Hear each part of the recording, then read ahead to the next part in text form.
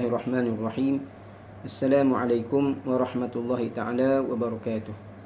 Alhamdulillah wassalatu wassalamu ala Rasulillah wa ala alihi wa sahbihi man walah, amma ba'd. Sahabat-sahabat muslimin dan muslimat yang dirahmati oleh Allah Taala sekalian, sama dengan saya lagi dalam program Satu Hari Satu Hadis, anjuran panitia pendidikan Islam. Hari ini saya ingin kongsikan tajuk berpuasalah dengan penuh keimanan dan keikhlasan. Hadisnya ialah an Abi Hurairah radhiyallahu anhu anin Nabi sallallahu alaihi wasallam qala man shama ramadhana imanan wa ihtisaba ghufira lahu ma taqaddama min dhanbihi, muttafaqun alaih. Yang bermaksud diriwayatkan daripada Abi Hurairah radhiyallahu anhu daripada Nabi sallallahu alaihi wasallam telah bersabda, sesiapa yang berpuasa Ramadan dengan penuh keimanan dan keikhlasan, nescaya akan diampuni baginya apa yang telah terdahulu daripada dosanya. Hadis yang disepakati atasnya oleh Al-Bukhari dan Muslim. Sahabat-sahabat yang dirahmati oleh Allah Ta'ala sekalian, mari kita menyusuri dan meneliti apa yang diungkapkan oleh Nabi SAW dalam hadis ini berdasarkan apa yang telah dinyatakan oleh para ulama. Dalam permulaan hadis ini, Nabi sebut dengan lafaz man. Man ini dengan maksud sesiapa, yang mana dari sudut ilmu usul fiqh, lafaz man ini termasuk daripada lafaz am, lafaz umum, yang memberi kefahaman kepada kita.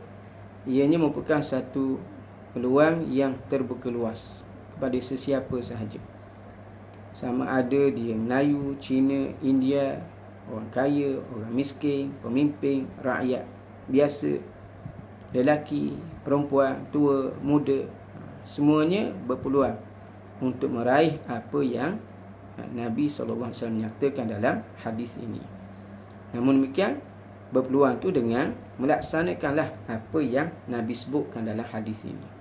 Apa yang Nabi sebut dalam hadis ini, yang mana peluangnya terbuka luas, iaitulah sesiapa yang shoma, sesiapa yang berpuasa. Apa makna puasa dari sudut syarak? Kita semua sedia maklum, puasa dari sudut syarak maknanya ialah al-imsak an jami'il mufattirat min tulu'il fajri ila ghurubi syamsi biniyatin makhsusah. Puasa itu ialah menahan diri daripada melakukan segala perkara yang membatalkan puasa, bermula daripada subuh, bermula daripada terbit fajar, yakni subuh, sehinggalah terbenamnya matahari, iaitulah masuk waktu maghrib, dengan niat yang tertentu. Jadi itu dia makna puasa. Jadi sesiapa, tak kira lah Melayu, India, dia buat perbuatan shoma ni. Perbuatan apa? Perbuatan puasa tadi. Maka dia berpeluang untuk meraih apa yang telah dijanjikan oleh Nabi SAW. Namun demikian, tidak cukup dia berpuasa begitu sahaja. Dia mestilah menepati apa yang Nabi sebut lagi dalam hadis ini. Kalau adalah orang bukan Islam, sebagai contoh, orang Cina, dia bergaul dengan Melayu, dia berkawan dengan Melayu, dia baik dengan orang Melayu, hidup dia macam orang Melayu. Dia tengok orang Melayu tak makan, tak minum, daripada subuh sampai maghrib. Dia pun ra'i jiran dia, sahabat dia, orang Melayu tu, dia buat macam orang Melayu Islam tu buat. Jadi pada zahirnya macam dia berpuasa, tapi adakah dia akan meraih apa yang Nabi sebut ni? Itulah terampun dosa. Baik, kalau dia buat dalam keadaan demikian sahaja, tanpa melakukan apa yang Nabi sarankan, belum cukup lagi untuk meraih apa yang Nabi nyatakan dalam hadis ni. Sebab apa? Sebab Nabi kata, bukan Nabi sebut setakat siapa yang berpuasa, man shoma ghufira lahu, begitu tidak. Tapi Nabi sebut man shoma imanan wa ihtisaba. Siapa yang berpuasa, Nabi tak berhenti setakat situ, tapi Nabi tambah imanan wa ihtisaba. Kena ada dua perkara ni lagi, barulah dia dapat. Kalau ada orang bukan Islam, dia buat sama perbuatan pada zahirnya dengan orang Islam buat, tapi tak ada dua perkara hok belakang ni, maka dia tidak akan meraih apa yang Nabi sebut. Apa dia tu sahabat-sahabat? Perkara itu, baik itu amat penting untuk kita sebagai Islam pun penting. Bahkan seluruh manusia tanpa memilih bangsa, penting dua perkara ni sahabat-sahabat. Apa dia? Itulah keimanan dan keikhlasan kepada Allah Subhanahu Wa Taala. Baik. Jadi cuma dari sudut apa dia? Dari sudut huraian para ulama. Mereka meneliti hadis ni satu persatu. Mereka bahas imanan, wahtisaban ni dibaca dengan baris di atas tu. Imanan, wahtisaban. Kalau kita belajar ilmu nahwu bahasa Arab dipanggil nasab. Nasab di sini, nasab kenapa? Nasab ni dieja dengan nun sabba, bukan nasab ni maksud nasab keturunan, tidak. Nasb. Bahasa kita mudah sebut nasab. Jadi bahasa Arab ni, kedudukan nasab ni bagi atas. Bagi atas dan bahasa Arab ni dibaca demikian kenapa? Kenapa itu ada beberapa pandangan yang disebut oleh ulama yang mempengaruhi terjemah hadis. Ada ulama menganggap dua perkataan ni dibaca dengan nasab kenapa? Maf'ululah. Kerana maf'ulu lahu. Dengan maksud kerana. Jadi terjemahannya, siapa yang berpuasa Ramadan dengan apa dia? Kerana iman dia, kerana ikhlas dia. Dia puasa Ramadan tu kerana apa? Kerana iman dia, keyakinan dia bahawa ini salah satu daripada apa yang difardukan oleh Allah Ta'ala. Kemudian dia buat kerana Allah, kerana menginginkan ganjaran daripada Allah. Itu dia kalau atas dasar maf'ululah. Kalau atas dasar maf'ululah, itu apa dia? Makna dia. Maka dengan makna siapa puasa Ramadan bukan kerana iman dia, tapi kerana saing dia, kawan dia, ra'i kawan dia. Dia tak percaya pun apa dia? Kewajipan puasa Ramadan, dah dia bukan Islam. Tapi dia puasa tu kerana malu ke kawan dia, orang Melayu ni, tak makan, tak minum, dia pun tak makan, tak minum, katalah siang Ramadan. Lepas tu dibuat pula bukan kerana Allah. Dibuat kerana malu tadi. Ni bukan atas kepercayaan dia, bukan kerana keikhlasan dia. Dia dapat tak benda yang Nabi janjikan dah ada ni? Tak dapat lah. Itu dia. Tu kalau itu apa dia? Apa yang kita nyatakan, dua perkataan tadi kalau kita anggap sebagai maf'ululah, ni maksud kerana. Kemudian ada ulama mengatakan bahawa iman dan wahtisaban tu dibaca dengan nasab atas dasar hal, keadaan. Jadi terjemahan dia akan jadi lagu ni. Akan jadi begini. Apa dia? Siapa yang berpuasa Ramadan dalam keadaan dia seorang yang beriman, dalam keadaan dia seorang yang ikhlas kepada Allah Subhanahu Wa Taala.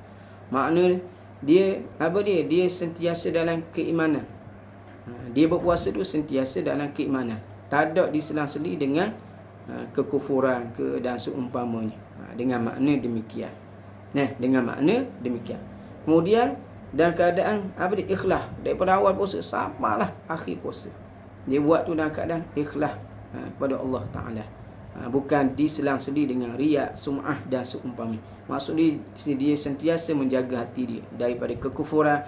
Dia jaga hati dia sepanjang masa daripada riak, sum'ah dan seumpamanya. Maka orang yang macam ni barulah dia akan meraih apa yang disebutkan oleh Nabi SAW.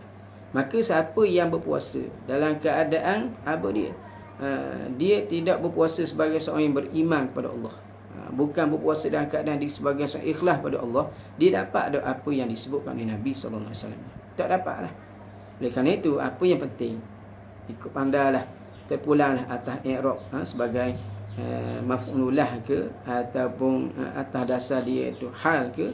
Pastikan kita melakukan ibadah sentiasa dalam keadaan kepercayaan yang benar kepada Allah, dan juga atas ada niat yang benar kepada Allah. Buat sesuatu kerana Allah. Ajar diri kita, ilahi anta maksudi wa ridhaka matlubi.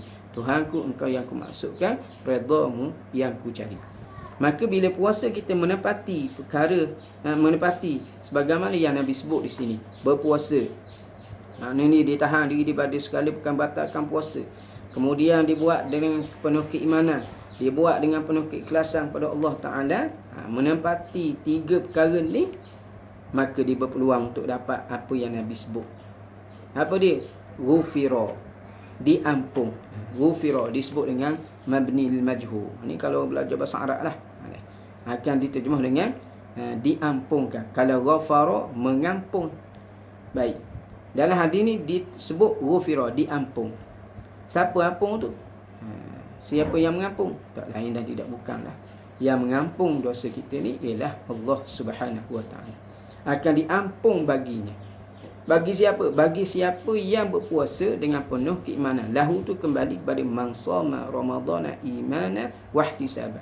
Akan diampun baginya, bagi orang yang menepati syarat-syarat tadi tu, ma taqaddama min dhanbi, apa yang terdahulu daripada dosanya.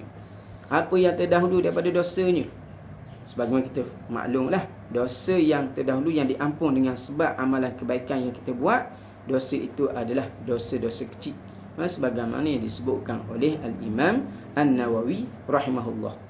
Adapun dosa besar, tak dapat tidak, kita mesti bertaubat kepada Allah Subhanahu Wa Taala. Kita kena bertaubat kepada Allah. Kita ada dosa besar, dosa semayang, kita bertaubat kepada Allah. Jangan diulangi meninggalkan solat. Lepas tu kita qada. Sebagai contoh, dosa besar kita sebenarnya barangkali wali'azabillah min zalik, ada yang terlibat dengan arak. Yang tu tak terhapus dengan apa dia? Dengan amalan kebaikan yang kita buat. Mesti kita bertaubat, berhenti daripada minum arak, dan kita berazam tidak mahu mengulangi lagi, dan kita menyesali atas perbuatan kita itu. Tu kalau apa dia? Dosa-dosa besar. Ada pun dosa kecil. Itu akan diampun oleh Allah Subhanahu Wa Taala. Antara contoh dosa kecil ialah apa dia? Buang sampah merata-rata. Itu sebagaimana yang disebutkan oleh ulama. Baik. Jadi yang pentingnya, siapa yang menepati hud tadi tu akan diampuni baginya apa yang terdahulu daripada dosanya, yakni dosa-dosa kecil. Dosa-dosa kecil ataupun dosa besar, mesti bertaubat kepada Allah. Baik, andai katalah buku catatan amalan kita ni tak ada dosa kecil, dosa besar pun ada, alhamdulillah, dosa kecil pun tidak ada. Jadi macam mana dengan puasa yang kita buat dengan penuh keimanan dan penuh keikhlasan? Adakah berlalu begitu saja? Kata ulama, sekiranya dosa kecil telah dihapuskan dengan amalan-amalan kebaikan yang lain sebagai contoh, maka amalan puasa Ramadan ni insya-Allah akan dapat mengangkat derajatnya di sisi Allah Subhanahu Wa Taala. Ini dia hadis yang disepakati oleh Bukhari dan Muslim. Dan ada riwayat menambah. Selepas Nabi sebut ma taqaddama min dhanbi, Imam Ahmad menambah di belakang tu daripada tariq yang lain dengan perkataan wa ma ta'akhkhara. Dosa yang terdahulu diampun, wa ma ta'akhkhara, dosa yang akan datang pun akan diampun oleh Allah Taala. Hak yang sudah tu diampun dah. Hak lepas tu, hak akan datang pun diampun oleh Allah. Tapi apa maksud diampun dosa yang terdahulu tu oleh Allah Subhanahu Wa Taala? Mudahnya, ada ulama menyatakan maksud ma ta'akhkhar itu ialah yuwaffaqu alla yaqa'a fi dhanbin. Itulah Allah Ta'ala beri taufik dengan dia puasa dengan penuh keimanan pada bulan Ramadan dengan penuh keikhlasan. Allah Ta'ala beri taufik kepadanya, kekuatan kepadanya, sehinggalah dia tidak terjebak lagi dalam mana-mana dosa. Ataupun tak terjebak dalam dosa, kemudian ditambah lagi di sini Allah Ta'ala beri taufik dia untuk melakukan amal kebaikan. Itu maksud apa dia? Dosa yang terdahulu yang akan datang yang diampun oleh Allah. Allah Ta'ala beri taufik dia dapat dosa, kemudian Allah beri taufik dia melakukan kebaikan. Dan ulama menyatakan lagi, wa idza waqa'a, kalau dia terjebak dalam dosa pun pada masa akan datang Allah Ta'ala beri taufik untuk dia bertaubat kembali kepada Allah Subhanahu Wa Taala. Itu mengikut penjelasan para ulama. Wallahu a'lam. Jadi sahabat-sahabat yang dirahmati oleh Allah Ta'ala sekalian, pentingnya kita bukan sekadar berpuasa, bahkan hendaklah kita berpuasa dengan penuh keimanan, dengan penuh keikhlasan kepada Allah. Kita berpuasa biarlah atas dasar kita yakin puasa ni salah satu daripada apa yang diperintah oleh Allah. Yang kita buatlah ibadah puasa ni kerana Allah Subhanahu Wa Taala.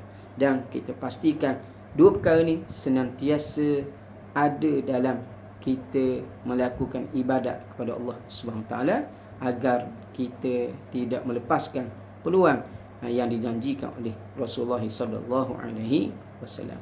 Doalah sama-sama kita berdoa di antara satu sama lain agar Allah Ta'ala memberi taufik untuk kita berpuasa sebagaimana yang disebutkan oleh Nabi sallallahu alaihi wasallam dengan penuh keimanan dan keikhlasan pada Allah Subhanahu wa taala. Wallahu alam.